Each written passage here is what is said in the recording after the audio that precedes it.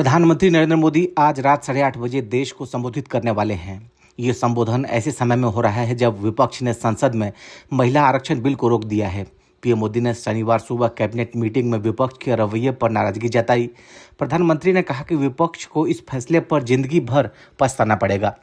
शुक्रवार को लोकसभा में 131वां संविधान संशोधन बिल पास नहीं हो सका। सरकार को इस बिल के लिए 2/3 बहुमत की जरूरत थी, लेकिन आंकड़ा वहां तक नहीं पहुंच पाया।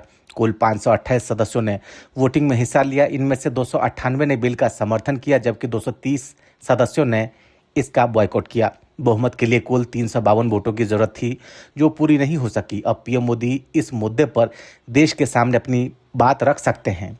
इस बिल का मकसद 2029 से विधायिकाओं में महिलाओं को आरक्षण देना था। बिल के गिरते ही सरकार ने 2 अन्य बिलों को भी आगे न बढ़ाने का फैसला किया। इनमें परिसीमन बिल 2026 और केंद्र शासित प्रदेश कानून संशोधन बिल शामिल है।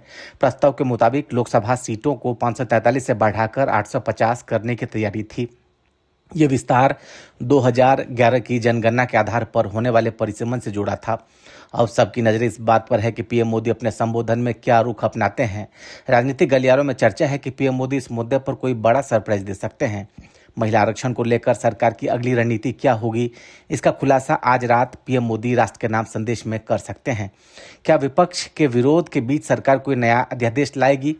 प्रधानमंत्री नरेंद्र मोदी ने शनिवार सुबह कैबिनेट बैठक के दौरान विपक्षी दलों के रवैये पर गहरी नाराजगी जाहिर की। सूत्रों के मुताबिक पीएम मोदी ने कहा कि महिला आरक्षण का विरोध करना विपक्ष की बड़ी राजनीतिक गलती है। उन्होंने चेतावनी देते हुए कहा कि इसके गंभीर नतीजे विपक्ष को भुगतने पड़ सकते हैं। लोकसभा में संविधान संशोधन बिल पास न होने पर पीएम ने निराशा जताई। उन्होंने मंत्रियों से कहा कि विपक्षी नेताओं को अपने इस फैसले पर जिंदगी भर पछताना पड़ेगा।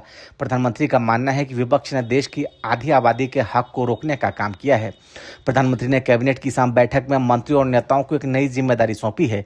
उन्होंने साफ तौर पर निर्देश दिया कि वह संदेश देश के हर गांव और शहर तक पहुंचाएं। पीएम चाहते हैं कि जनता को पता चले कि महिलाओं के प्रति विपक्ष की सोच कितनी नकारात्मक है। उन्होंने जोर दिया कि ये मुद्दा केवल संसद के गलियारों तक सीमित नहीं रहना चाहिए, इसे अब एक बड़े जन आंदोलन में बदलने की जरूरत है। सूत्रों के मुताबिक पीएम मोदी ने बैठक में कहा कि विपक्ष अब अपने रुख को सही ठहराने के लिए झूठे तर्क दे रहा है।